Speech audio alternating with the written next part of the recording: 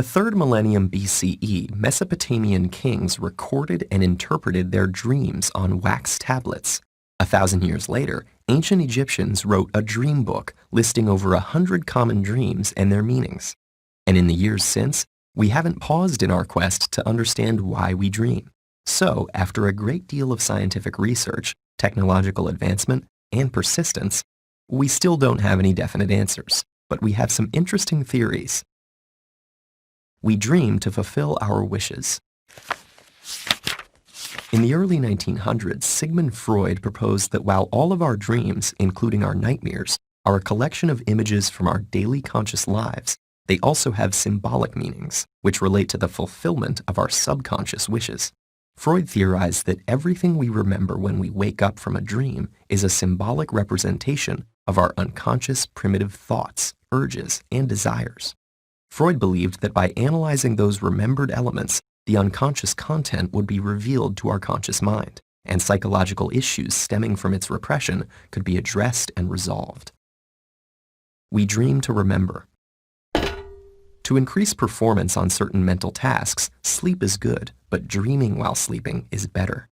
In 2010, researchers found that subjects were much better at getting through a complex 3D maze if they had napped and dreamed of the maze prior to their second attempt. In fact, they were up to 10 times better at it than those who only thought of the maze while awake between attempts, and those who napped but did not dream about the maze.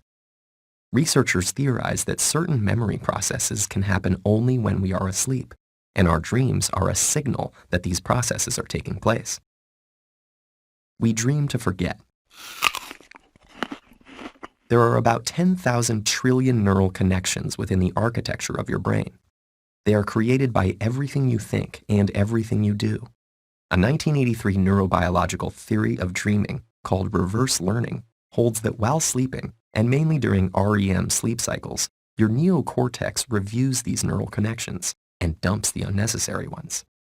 Without this unlearning process, which results in your dreams, your brain could be overrun by useless connections, and parasitic thoughts could disrupt the necessary thinking you need to do while you're awake.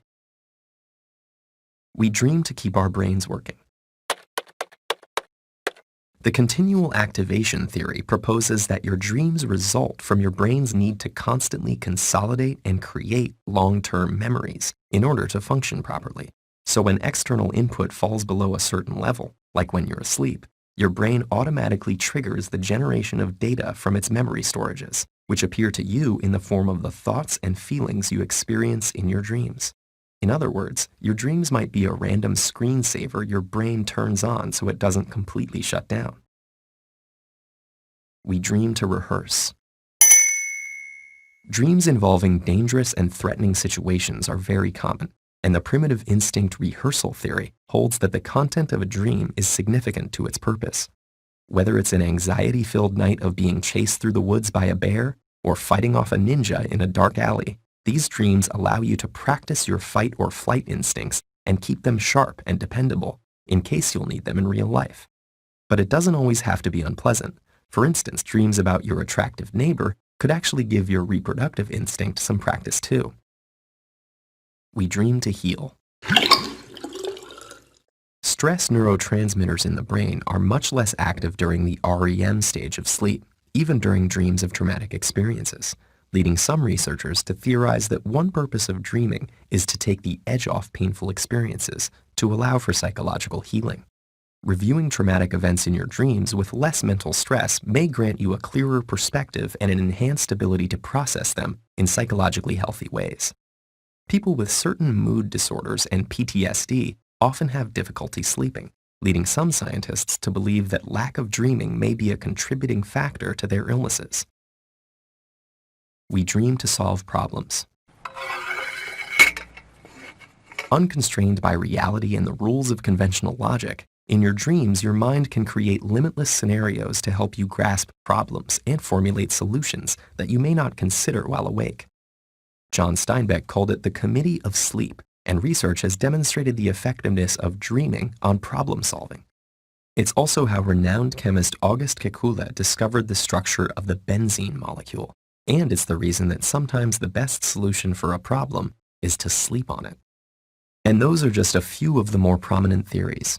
As technology increases our capability for understanding the brain, it's possible that one day we will discover the definitive reason for them. But until that time arrives, we'll just have to keep on dreaming.